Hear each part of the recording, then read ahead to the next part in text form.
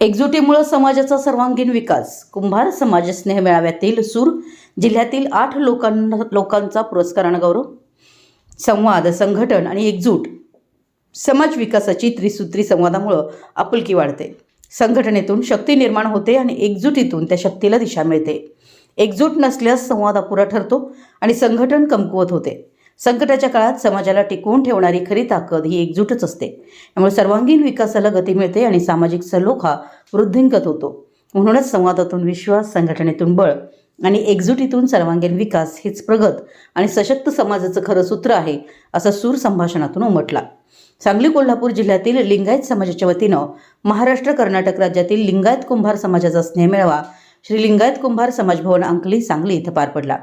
यावेळी कोल्हापूर जिल्ह्यातील निशा कुंभार आदर्श माता, कृषीरत्न पुरस्कार वैभव कुंभार किणी व सचिन कुंभार शिवनाकवाडी, कुंभार कला व पुरस्कार राजाराम कुंभार रुई, वैशाली कुंभार कसबा सांगव, विशेष पुरस्कार शिवानंद व स्नेहा कुंभार निपाणी यासह समाजातील कर्तृत्ववान व्यक्तींचा आदर्श व समाजभूषण पुरस्कार देऊन सन्मान करण्यात आला.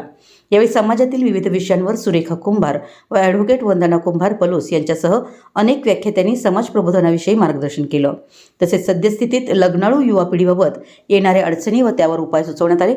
मोबाईलच्या अतिवापरामुळे लहानांपासून मोठ्यापर्यंत होणारे विपरीत परिणाम यावेळी सांगण्यात आले. संस्थेचे अध्यक्ष बाळूमा कुंभार, सोमनाथ कुंभार, राहुल कुंभार, किरण कुंभार, लक्ष्मण कुंभार, आरटी कुंभार यांच्यासह समाजबांधव उपस्थित होते.